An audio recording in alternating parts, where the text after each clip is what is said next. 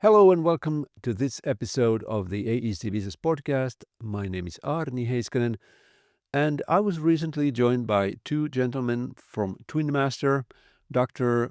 Prasanta Bose, the CEO, and Michael Jansen, Chief Business Officer. We discussed Twinmaster's AI Copilot, RG, which helps architects and developers use natural language to design, analyze, and collaborate with 3D models. Before we start, I want to remind you of my LinkedIn newsletter, AEC Business. If you want to keep tabs on what's happening in innovation and technology in the AEC sector, subscribe. But now let's jump in. So yeah, I am Prasanta Bose, and my journey here, just to give you a sense of why Twinmaster and the way it works and kind of thing. I came here and started my work in the area of AI maybe about maybe about 30 years back, working with people like Andy Bardo in the area of neural networks. Then on to, in AI, in their general area of symbolic AI at Texas Instruments, doing, autonomous vehicles. And, subsequently did my PhD in compositional design of complex systems like internal combustion engines, like basically looking at first, kind of the first order logic thing. So I've been always been straddled between, you can say, the neural side as well as the symbolic AI. Historically, I've been gone through the kind of the winters and the springs and summers of AI, right? I have then contributed and worked at Lockheed Martin in the area of space systems and autonomous vehicles. Primarily, you can say combination of IRAD as well as DARPA and NASA funded. These are, have published as well as you can say, have trade secrets that are in the area of all the way to autonomous kill vehicles. So then I have also, been motivated, you can say, as I was doing my DARPA project, and I did my first startup while, getting out of Lockheed in Silicon Valley in the area of industrial IoT, looking at, turbines and being able to predictively monitor. Then subsequently went on to Starbucks, creating the kind of the intelligent store as well as the intelligent coffee machine, working with, you can say, the Microsoft, all the way from the hardware to, being able to predict, that the quality of the coffee is going wrong, and as well as other things like, how do you predict the wait time? And now with Twinmaster, I've been joined with, I think a great partner here, to Michael, who brings in, you can say, the passion and the joy to create something new. And we'll be sharing with you what Twinmaster does and the innovation that keeps us, you can say, every morning up and continue to make a difference. Thank you. Well, that was quite a background Thank you. for somebody who's entered the AEC business area. Whoa. So, Michael, you are an architect. I am. I'm an architect by training and education. And I was an undergraduate at Yale and postgraduate at Cambridge in the UK in architecture. And then I spent 10 years in the profession, working first for John Portman and Associates on large-scale mixed-use commercial projects all over the world, especially in Asia. And then I switched to working for Hirsch Bedner and Associates on hotel projects, again, all over the world, especially in Asia, for about 10 years. And while working for Hirsch Bedner, I ended up focusing at some point on developing an offshore CAD production capability for them. And I left after being offered a partnership to start my own company called Satelier, which provided CAD and BIM services to the architecture, engineering, construction industry when it was an early thing to do. We started in 2004. By 2008, we were 500 people with $15 million in the bank from Sequoia Capital. And we eventually sold that company to a large India-based engineering firm. Subsequently, I moved into the digital twin space and founded a company called City Zenith, which focused on providing digital twin project services to metropolitan and urban areas. And that's how I got familiar with software in the AEC space, and particularly digital twins. And from there, we migrated into Twinmaster. And that's when I met Dr. Bose about 3-4 years ago. And he flew out to Chicago, and we had a nice meeting, and we were practically finishing each other's sentences. So I realized that the world was moving towards AI, and that the digital twins would only really be impactful and realizable if powered by AI. Hence the journey that became Twinmaster. Today, Twinmaster is focusing on providing a Copilot solution that we can integrate with any major modeling software. So that's our positioning and how we're proceeding right now. Well, that's also very exciting to hear. But let's start with a simple question. Why did you start Twinmaster? That's a great question. I have been focused in my career for the last 20 years in helping the architecture world in particular to get more efficient. Initially, it was offshore drawing production, and now it's helping them to address some of the challenges that they have working with multiple softwares concurrently, which creates a lot of complexity and efficiency loss. And AI allows us to do all of that together in one platform. So still today, the industry is losing billions each year due to inefficiencies, as you know very well. About a third of all projects run over budget or over schedule. Rework costs soar, and knowledge gets locked away inside of BIM models, something that we noticed from years ago. Architects and engineers spend more time managing software than actually designing. So we saw this gap. There was no truly intelligent predictive copilot that could help practitioners reason across design, performance, cost, compliance, energy, daylight, constructability, all these issues in real time. So that gap between raw BIM data and actionable design intelligence is why we created Twinmaster and our AI Copilot we call Archie. Okay. Yeah, I naturally took a look at your website, and I noticed that you describe Archie as a multi-agent AI Copilot. So how does that differ from a single AI assistant that we are now very much used to? I'll give a short answer, then I'll ask Dr. Bose to give a slightly more detailed answer, which he surely will do. But a single AI assistant, like a lot of today's chatbots, can answer questions, but they can't really reason across domain or work like a team of experts. So Archie is built on a multi-agent architecture. One agent handles daylighting, another looks at energy, another at cost, another at code compliance, another at constructability, and so on. So they collaborate in real time, just like a team of consultants in a design workshop. Compared to today's BIM tools, which require manual setup, separate plugins, and fragmented workflows, Archie unifies all this into one intelligent conversational interface and allows you just to use natural language to do your work. That's the difference between a multi-agent system and a single agent system. Prasanta, do you want to add to that? Yeah. So I think, just amplifying that from an engineering standpoint. So if we wanted this to be scalable in terms of creating these modular agents that we can design and continue to evolve. So you can think as these are the specialists, right? Somebody who is specialist in dealing with carbon, somebody who is specialist in dealing with compliance, right? So there's a kind of, you can say the mantra here is that if you look at an organization, you have different kinds of roles that are playing in, when you look at an AEC project, right? Somebody who is doing, not only the builder, somebody who is specialist in cost, right? Somebody is the architecture and record, making sure he's certifying, right? So if you look at it, it's basically to naturally mirror that organization.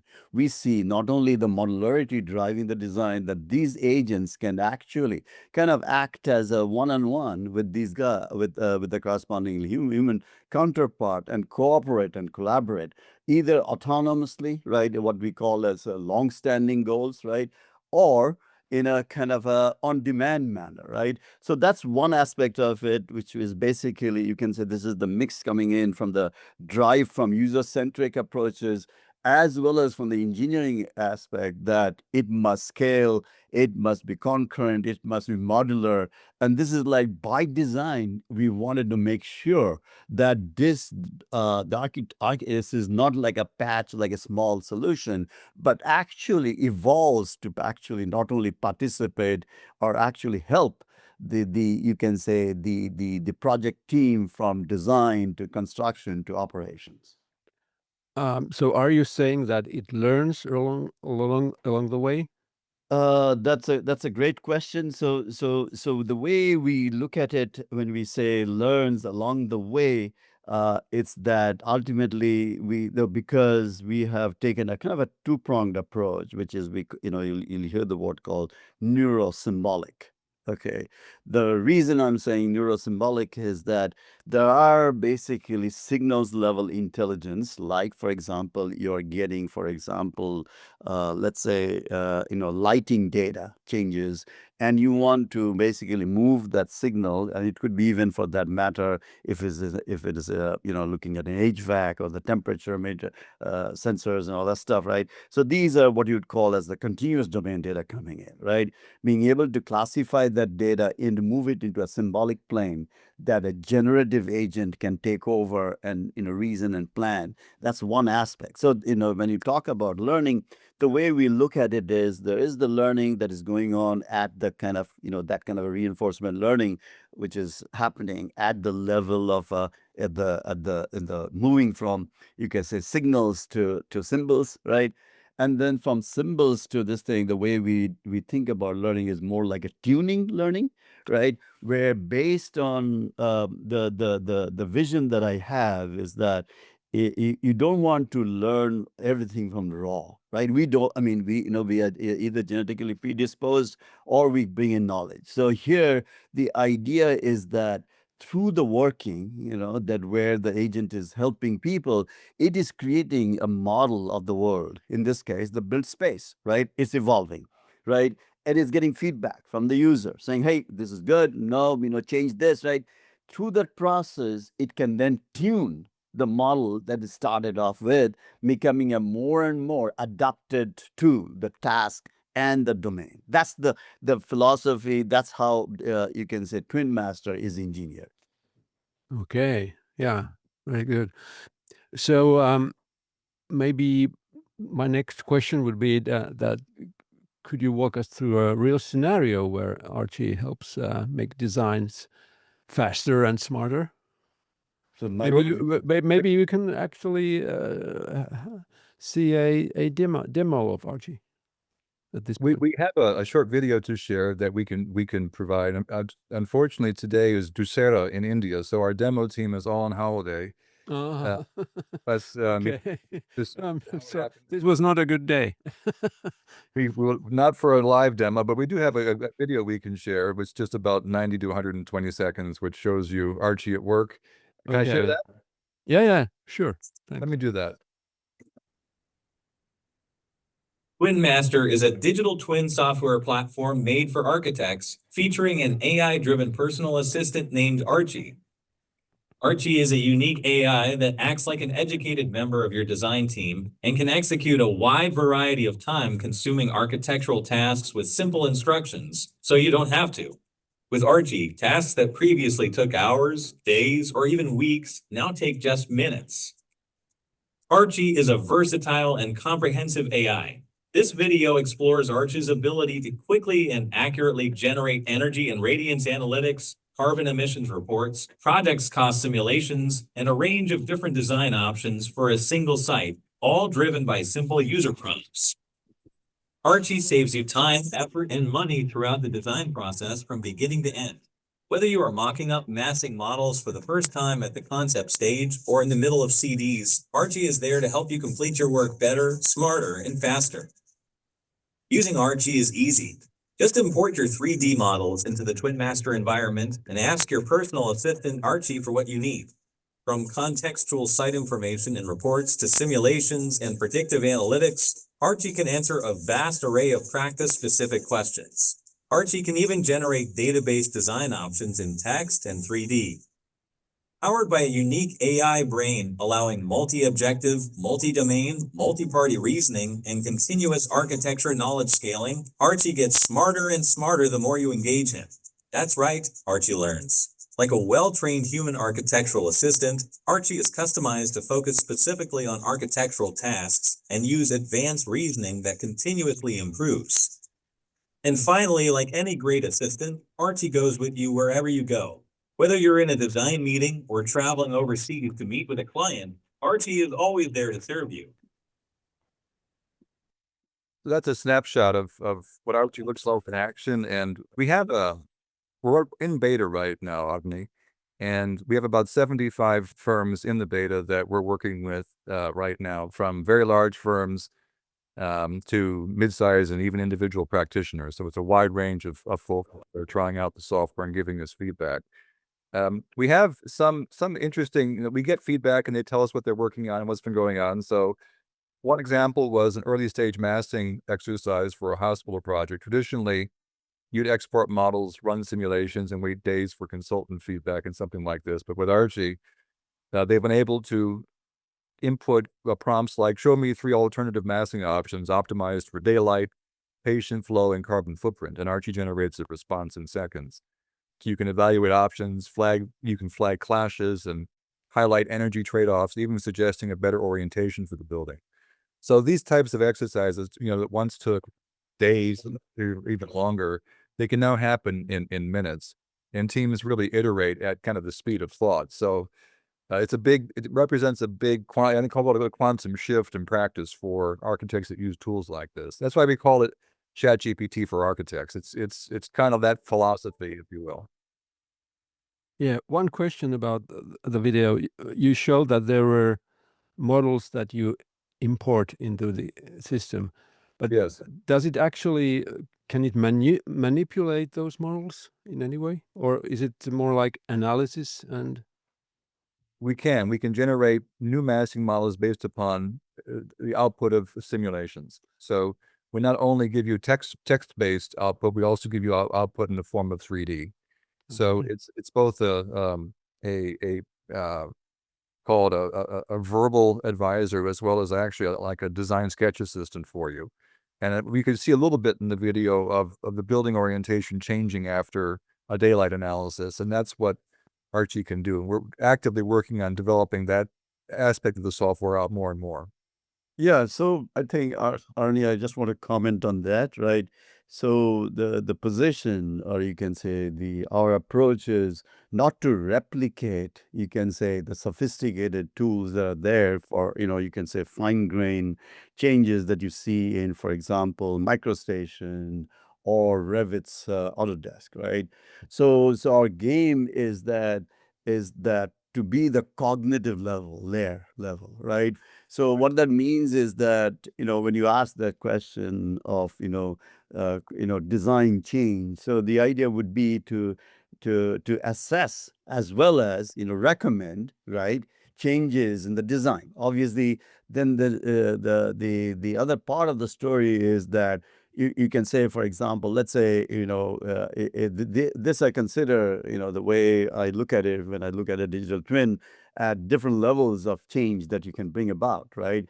At the highest level, you can say, hey, how about orienting the building? How about adding this XYZ, you can say floor, or, the shape and all of that, right? You can say at a systems level, right, kind of thing. To more parametric level, or you can say certain parameters, right, whether it's to do with the material that you use for the glazing or the wall, right, in order to meet certain kinds of compliance or certain kinds of objectives, right? So we see that as a way to actually make the reason about those quote unquote changes in the design, so that you are doing more of the fine-grained, you can say, etching that is in the tools that are best able to do that, right? Whereas we do kind of the more where we can bring in intelligence to assess and recommend and make some modifications, simulate, provide a feedback. We call this as a kind of a closed loop approach, right? where we are rapidly gathering information, observing, taking actions, right? Actions could be even, carrying out analysis as well as changes, right?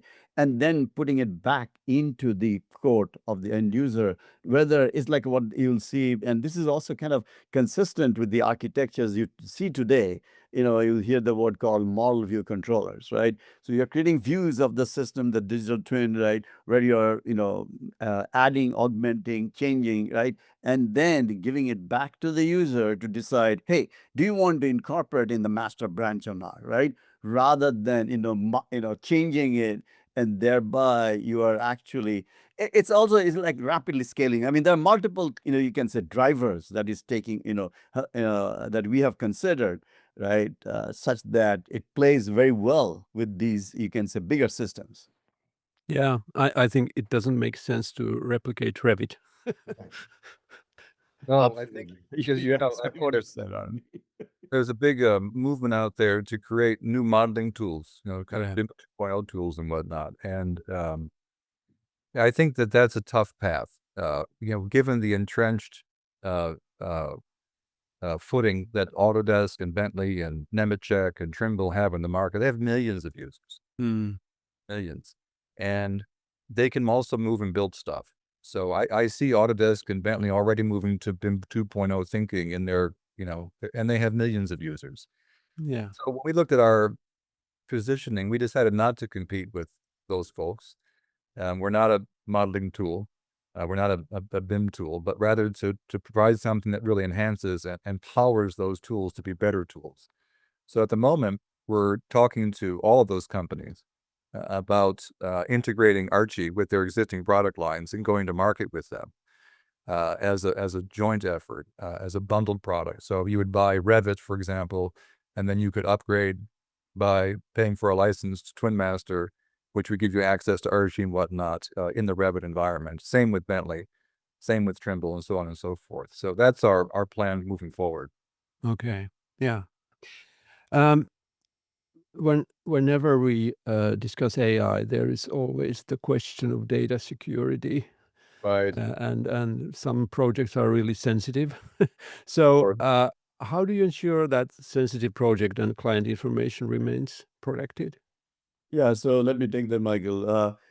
It is very sensitive in terms of both, you can say, design proprietary data that is there, client data that is there. So from the get-go, by design, again, the way we have created, you can say, our platform is that all of client-specific data is actually quote unquote, encrypted and localized to his or her team access. So obviously, there is an admin from their standpoint. They can, give a role-based access control is what we have, right?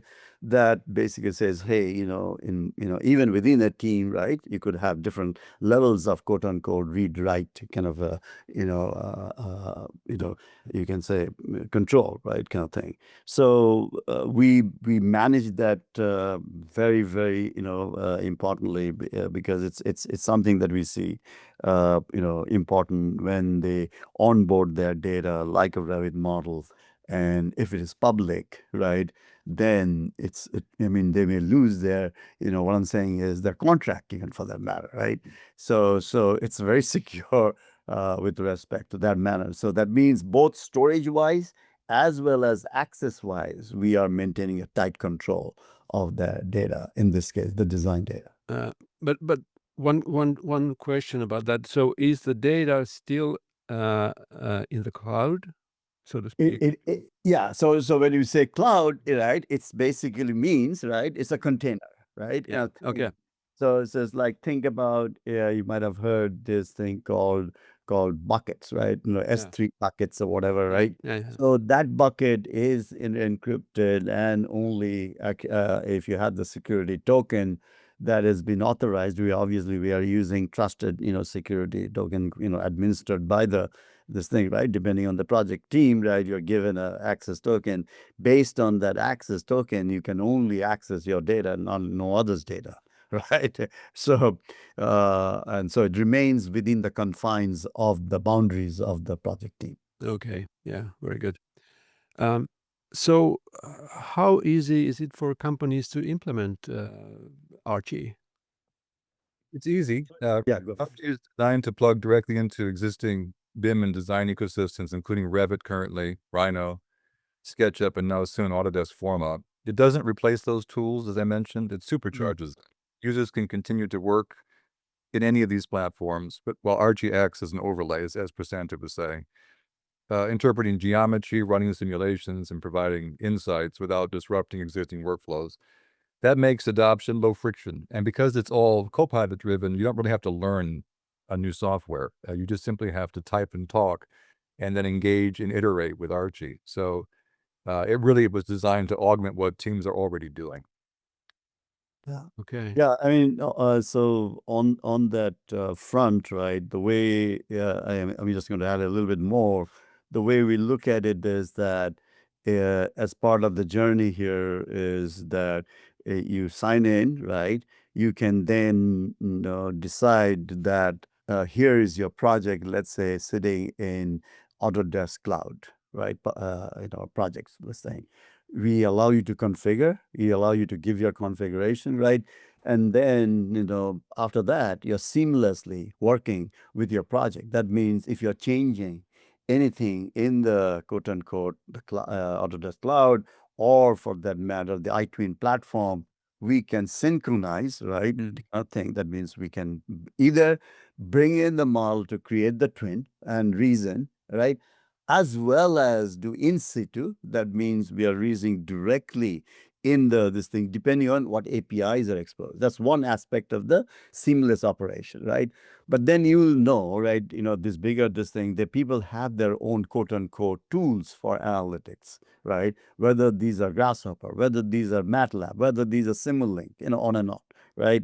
And again, this is where we bring in the power of you can say AI driven integration.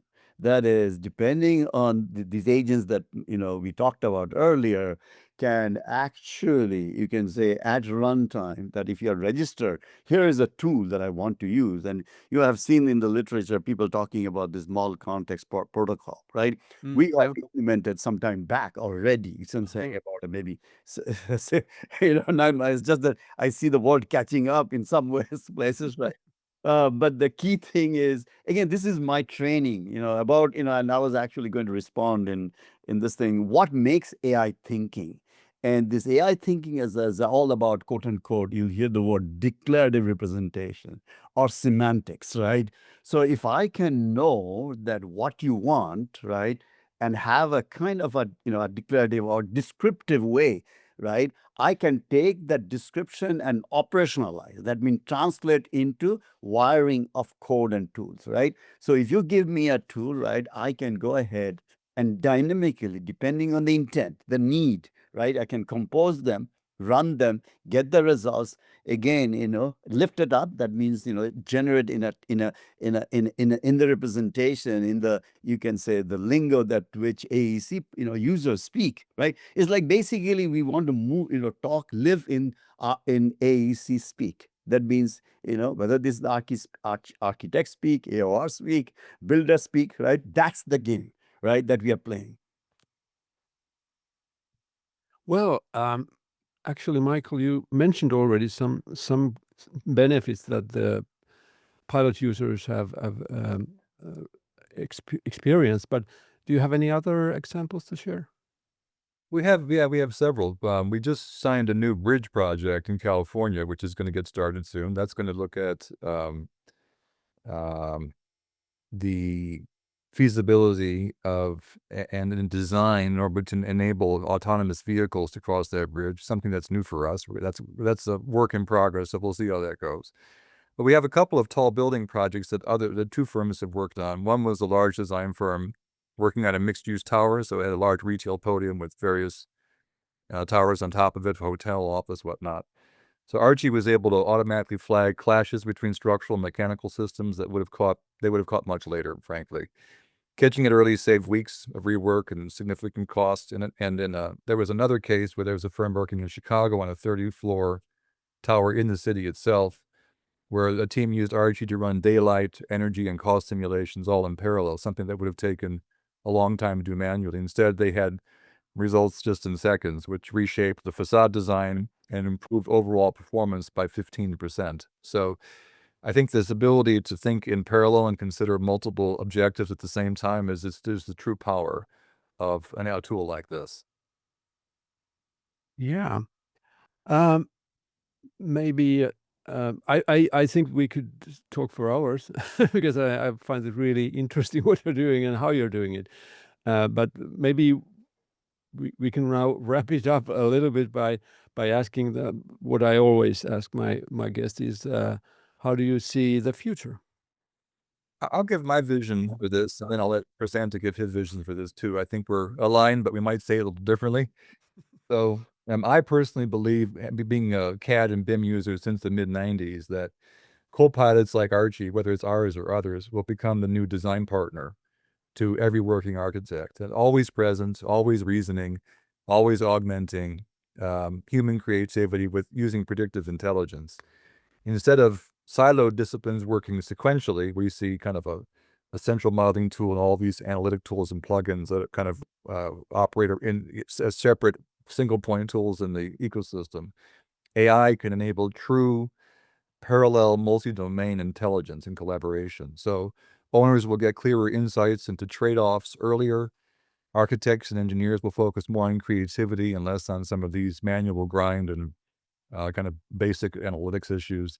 And project teams, I think, will make better, faster decisions. I think they'll be able to iterate much more quickly, reducing their risk and saving a lot of money in the process, and ultimately delivering higher quality built environments.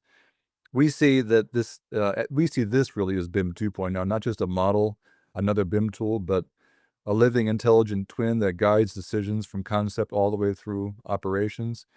Archie is going to be always present, always tracking and alerting, and always reasoning and proactively. So, one of the reasons I'm particularly mentioning is that over the last 3 months, we were very lucky to win 3 separate awards, all for innovation. We were at the AIA show in Boston in June, and we won Best Innovation of that show in July, which we're really proud of. And then we recently won the Frost and Sullivan Award for Technology Innovation Leadership in AEC of 2025, which was, again, unexpected, but super welcome and flattering. And recently we were named as a finalist by Construction Computing Awards in the UK, again, in the area of Best Innovation for AEC in 2025. So I think there's awareness now in the industry that AI can really change how we work.